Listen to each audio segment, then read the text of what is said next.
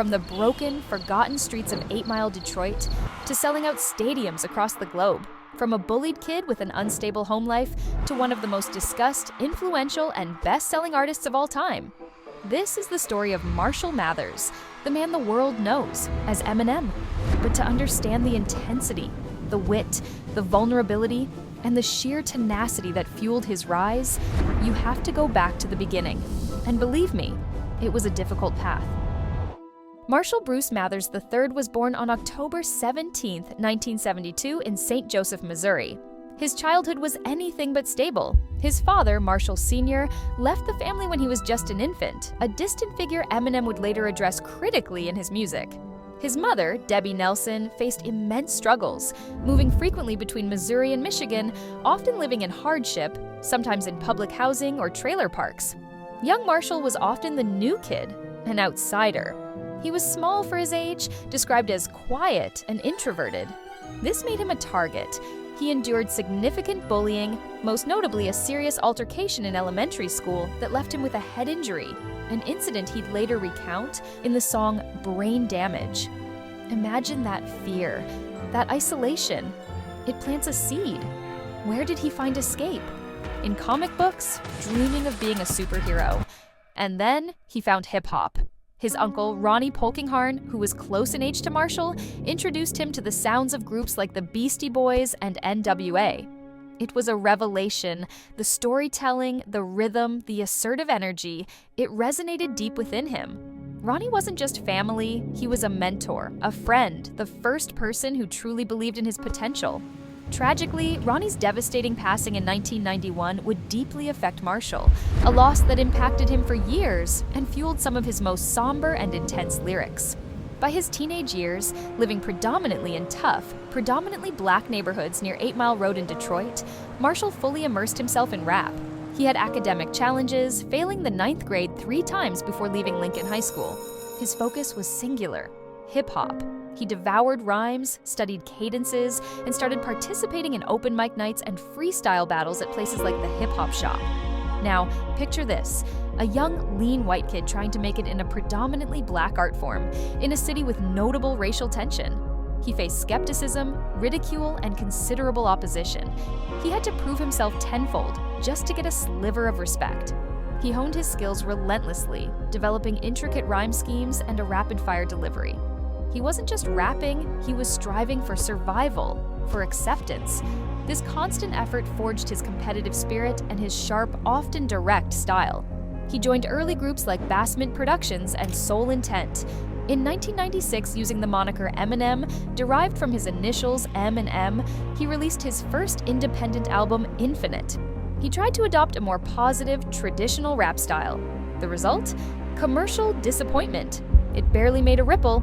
Some critics felt he was mimicking other popular rappers like Nas and AZ. He was facing financial hardship, frustrated, and struggling to support his young daughter, Haley Jade, whom he'd had with his on-again, off-again partner, Kimberly Ann Scott. This period of struggle was a turning point. He felt like he had little left to lose. The pressure, the hardship, the personal turmoil, it all coalesced. And out of that challenging time, a new persona emerged. A dynamic, provocative, darkly comedic alter ego, Slim Shady. This wasn't the hopeful kid from Infinite. This was the embodiment of his frustrations, his inner thoughts unleashed. He stopped trying to fit in and started channeling his rawest emotions, no matter how unfiltered or provocative. In 1997, he recorded the Slim Shady EP, packed with tales of hardship, substance use, challenging situations, and heartbreak. Delivered with a unique sense of humor and undeniable technical skill, it started generating serious underground buzz. This EP contained the seeds of what would make him a superstar: raw honesty, bold content, and intricate lyricism. Then came the 1997 Rap Olympics in Los Angeles. Eminem, desperate for a break, competed fiercely. He ultimately placed second, losing a debated final round. But crucially, an intern from Interscope Records got a copy of the Slim Shady EP into the hands of the label's CEO, Jimmy Iovine. Iovine played it for one of the most legendary producers in hip-hop history, Dr. Dre. Dre, initially uncertain about a new white artist making a significant mark, was completely won over by Eminem's talent. He famously said, In my entire career in the music industry, I have never found anything from a demo tape or a CD. When Jimmy played this, I said, find him, now. Signing with Dre's Aftermath Entertainment was the seismic shift. Dre provided guidance, polished production, and crucially, his cosign gave Eminem credibility that money couldn't buy. In February 1999, the world was formally introduced to Slim Shady. The Slim Shady LP arrived with huge impact. Led by the infectious, darkly funny single, My Name Is, the album took off. It was raw, humorous, provocative, and technically brilliant. Songs like Guilty Conscience, featuring Dre, showcased his storytelling prowess. It sold millions, earned him his first 2 Grammy Awards, and instantly made him a household name. And a lightning rod for discussion. Parent groups, politicians, and various advocate groups. Everyone had an opinion. Eminem wasn't just famous, he was a major topic of conversation. If the Slim Shady LP lit the match, the Marshall Mathers LP was a full-blown phenomenon. Darker, more intense, and even more personal, it addressed his sudden fame, his critics, his troubled relationships, and his childhood difficulties with unflinching honesty. Tracks like Stan, The Way I Am, and The Real Slim Shady became anthems. It broke sales records, cemented his status as a global megastar, and intensified the debate over its graphic content and lyrics that drew accusations of being insensitive or offensive. The Eminem Show continued his reign, offering slightly more introspection, but still packing arenas and dominating charts with hits like Without Me and Cleanin' Out My Closet. Then came 8 Mile. This semi-autobiographical film gave audiences a glimpse into the gritty world that shaped him. It was a critical and commercial success, proving his appeal extended beyond music. And its signature song, Lose Yourself, captured the do-or-die spirit of his early battles. It became an iconic anthem of perseverance and won Eminem an Academy Award for Best Original Song, the first hip-hop artist ever to win in that category. He famously didn't even attend the ceremony, thinking he had no chance. He was asleep back home in Detroit. But behind the towering success, Marshall Mathers' personal life remained filled with challenges. His relationship with Kim Scott was a complicated saga played out in the public eye and, notably, in his lyrics. They married in 1999, divorced in 2001, remarried briefly in 2006, only to divorce again months later. His songs swung from declarations of love to intensely negative and unsettling themes directed at her, blurring the lines between artistic expression and personal feelings. It was a very difficult and complicated situation. His relationship with his mother, Debbie, was equally fraught. He portrayed her in a very negative light in songs, detailing a difficult upbringing, leading her to file a defamation lawsuit against him, which was settled out of court.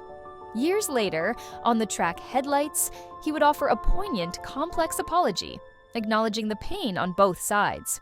Through it all, his anchor seemed to be his daughter, Haley Jade. Countless lyrics express his fierce love and dedication to her.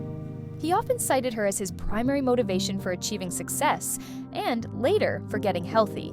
He also became the legal guardian for his niece and Kim's child from another relationship, raising them alongside Haley.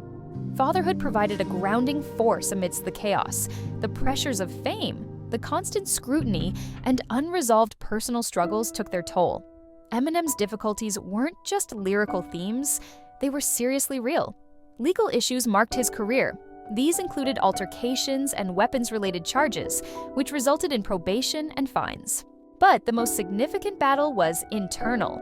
Following the release of Encore in 2004, Eminem spiraled into a significant struggle with prescription medication dependency. He gained weight, his performances became erratic, and his creative output slowed. He later admitted the medications numbed his pain, but also dulled his mind and seriously endangered his life. In December 2007, the wake-up call came in the most alarming way possible, a life-threatening accidental overdose related to medication misuse. Medical professionals indicated the situation was dire and that he was perilously close to not surviving. This was a crucial turning point. Facing this severe health crisis prompted a profound change. He sought professional help and began the arduous process of recovery, replacing dependency with exercise. After a 5-year hiatus, Eminem returned in 2009 with Relapse. Produced heavily by Dr. Dre, it revisited the intense themes and accents of his earlier work. While commercially successful, its reception was mixed. But it was a crucial step. He was back, and he was on the path to recovery. The real triumphant return came with Recovery in 2010. The album title said it all. Shedding the accents and much of the shock value humor, Eminem delivered an album focused on overcoming dependency, finding strength, and embracing a healthier lifestyle. Anthems like Not Afraid and the global smash hit Love the Way You Lie, featuring Rihanna, resonated deeply with millions. It was a critical and commercial behemoth, proving he could evolve and still dominate. Since Recovery, Eminem's career has continued, marked by a willingness to experiment and engage with the changing hip-hop landscape. Albums like the Marshall Mathers LP 2, a sequel revisiting old themes with new maturity, the initially debated but later reassessed Revival, the surprise-dropped critic-addressing Kamikaze, and the intricate music to be murdered by projects have kept him relevant. He's embraced complex rhyme schemes, faster flows, and collaborations with newer artists, proving his technical skills remain razor-sharp. While critical reception varies more than in his peak years, his commercial power and ability to generate buzz remain undeniable. He can still drop an album and watch the world react. So, what is Eminem's legacy? It's complicated, much discussed, but undeniable. He broke barriers in hip-hop, achieving unprecedented mainstream success as a white artist in a black genre, prompting conversations about authenticity and skill. His raw, confessional style pushed lyrical boundaries, influencing countless artists across genres. He gave voice to the frustrations and feelings of alienation felt by millions, particularly young, white, working-class kids who saw themselves in his struggles. But his legacy is also intertwined with the discussions around his work, the accusations of offensive or harmful content, and excessively graphic lyrics that were part of his career narrative. His journey is a stark reminder of the challenges of fame, the serious impact of dependency, and the long shadow of a troubled childhood. From Marshall Mathers, the bullied kid in Detroit, to Eminem, the global rap icon, his story is one of extraordinary talent forged in hardship, fueled by intense drive, and ultimately shaped by resilience.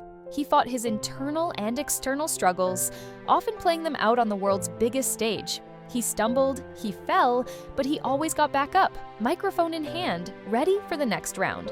A true survivor, a lyrical talent, and an undisputed icon. What's your favorite Eminem era? Which song defines him for you? Let us know down in the comments. If you enjoyed this deep dive, make sure to hit that like button, subscribe for more content, and ring that notification bell so you don't miss our next video. Thanks for watching!